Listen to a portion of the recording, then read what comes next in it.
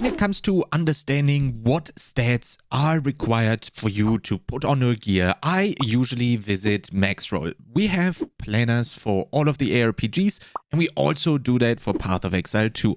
What I do right here is I literally click on every item slot available. So let's click on the chest here, for example, and then I not only look through the possibilities of what bases are present in the game, but I also take my time to go through them, understand, maybe think about how they can actually be important for other builds. But much more important than that is when I say, for example, I want to learn more about armor and evasion bases, I go here, I click on any of the armors, and this is the most important part in learning what exists on an item and also being able to then make the transfer of what actually does my build need for the specific item slot. For this, you click on the explicits right here. The enchants is stuff like corruptions or stuff that is basically not really your current problem.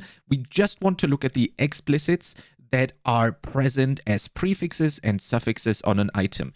This is going to allow you to see a full list of what is possible to roll on a body armor piece, for example. Here we can see that we have armor evasion rating, we have the armor evasion rating plus increased evasion rating, and so on and so forth. Max life, spirit, and the suffixes. Here you can actually see that there isn't even that much stuff present on the item. So if we were to configure this specific chest in mind for like a mercenary, which has a starting area that is right here, then looking at the starter area, we know that we kind of want to scale armor and evasion rating because we have very easy access to these passive skill points on our passive tree. So now that we have that out of the way, let's actually start looking at the item itself with the explicits. So we just said armor and evasion rating, good. So obviously for the prefixes, if I can further increase armor and evasion rating, which naturally synergizes with my passive tree, that is exactly what I'm doing. So for example, right here, I want to have the armor and evasion rating prefixes. Then I want to further increase the armor and evasion rating. For example, I click this one right here. I wouldn't use the armor evasion, increased armor and evasion, because while it sounds very good and basically ticks all the boxes that we have for our build, the values on the hybrid of all the three things are pretty low. So it's not best in slot. If it's on your item, it's definitely usable, but this is not something that I would go for over something else, for example, like increased armor and evasion, because these mods combined are giving me the ability to scale our armor and evasion rating right here as high as possible. Next up, for example, I really urge you to go for max life on every piece possible. It doesn't matter if it's jewelry, it doesn't matter if it's armor, you really always want to have maximum life. And we get to that in a second. There's also a way that you can get life on the suffixes, which I'm going to explain right now. Usually when you want to, when you have your prefixes filled, the next stuff that you would look into is what possible suffixes do I have on an chest slot right here or body armor slot. And then if you take a look at everything that's available for you, you can see that we have reduced attribute requirements, which is most of the time a dead stat. Then there's strength, dex, resistances, life regeneration, stun threshold, and ailment reductions. So naturally speaking, looking at all of this, the resistances are absolute paramount when it comes to not only the body armors, but basically every item slot possible. So ideally, you want to at least have two possible resistances on here to start making the perfect item for your build. And if you get lucky, and you maybe instead of a third resistance get strength, then that actually is obviously also increasing your maximum life. This right here is converted into 66% max life because one strength grants you 2 life. So therefore, you can actually get life on the suffixes with a little bit of a conversion here that is happening naturally in the game. As you can see right here, every 1 strength grants 2 life, which the tooltip obviously states. But in my opinion, it's extremely important to focus on triple resistances first to get all your resistances covered before you even start thinking about applying strength onto the suffixes just for the sole reason of getting more max life. If it helps you to also get hit certain attribute requirements, then that's basically 2 birds with 1 stone. But this is definitely a very good chest already, and this is how you can go through all of the available item pieces. We're also, you do the exact same thing for the helmet. Again, let's pick armor and evasion, and you're gonna go with any of those. And as you look through the explicits here, you can see that the variety of affixes isn't actually that big. Here you can see and apply the same formula again. We want evasion rating, we want to find the increases to armor and evasion, and then we also want to have max life. And boom, all of the prefixes are already filled. Now we only can choose between stuff on the suffixes. As you can see, we do have crit chance, accuracy rating, light radius, rarity, which actually isn't that bad, reduced attribute requirements, level of minion skills, which if you're a minion build, that applies to you. But then again, you can see we have the attributes and we have the resistances. Looking at it very objectively, we also again want to have triple resistance, maybe even get a chaos resistance. If all of the other resistances are already good on your character, then you can start doing that.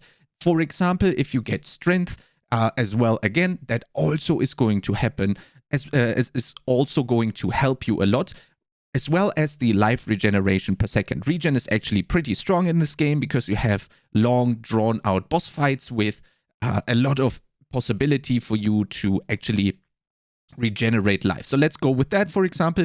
And this is how you go through all of the item pieces.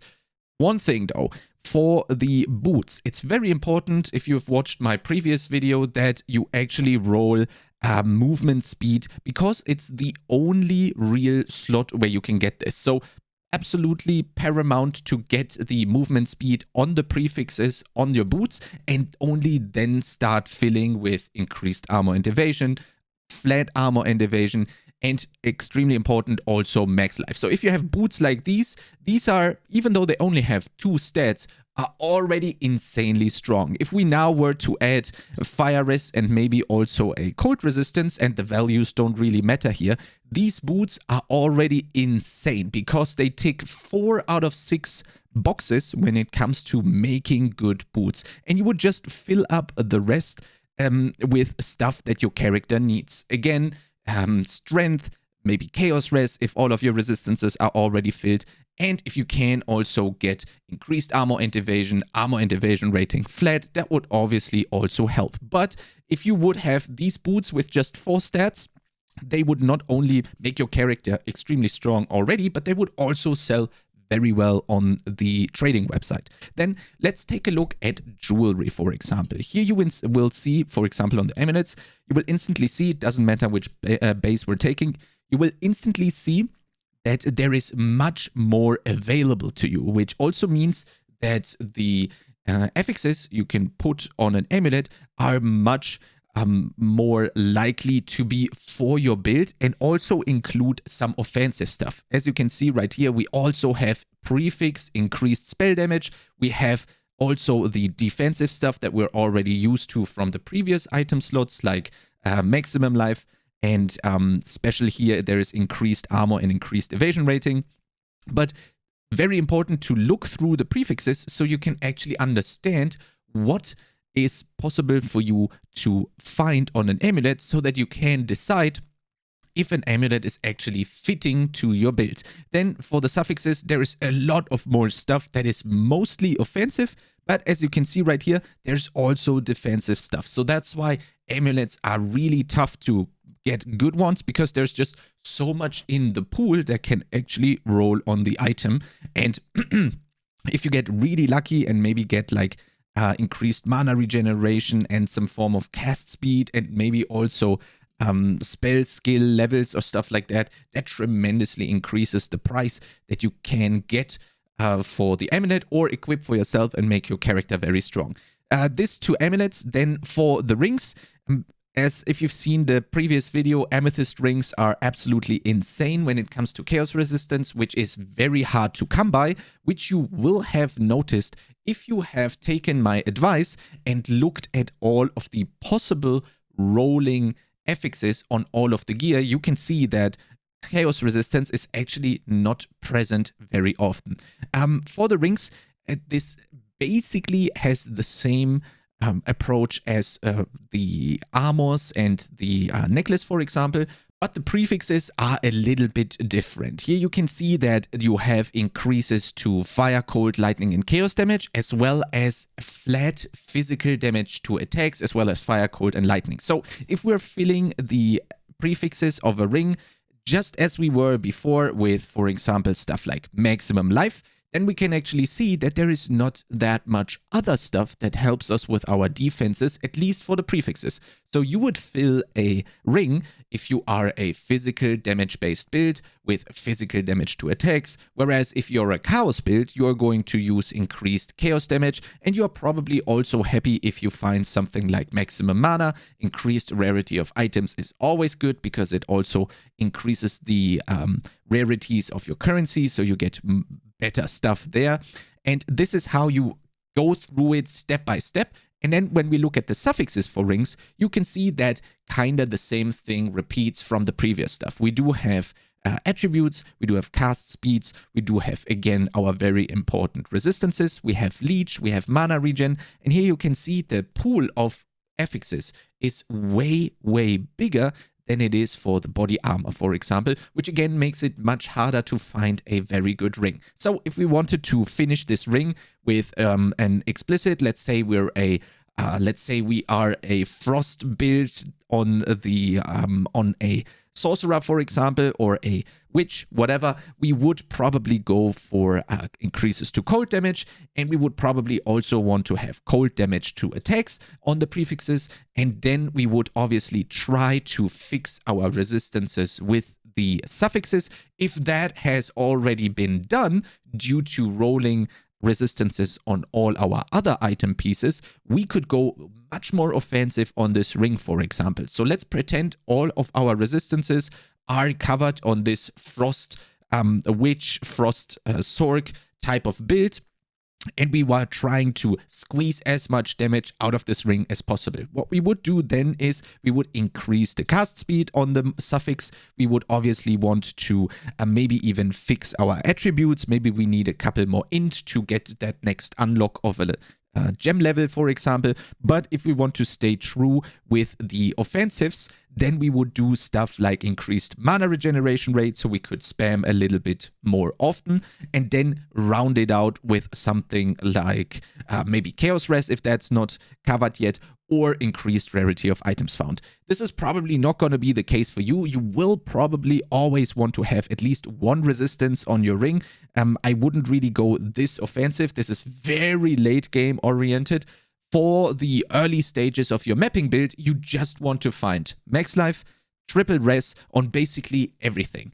This is not doable though on the weapon slots. Weapons are a little bit different because you can see right here, not only do we have gigantic differences in the implicits, for example, the bombard crossbow is very good for grenades.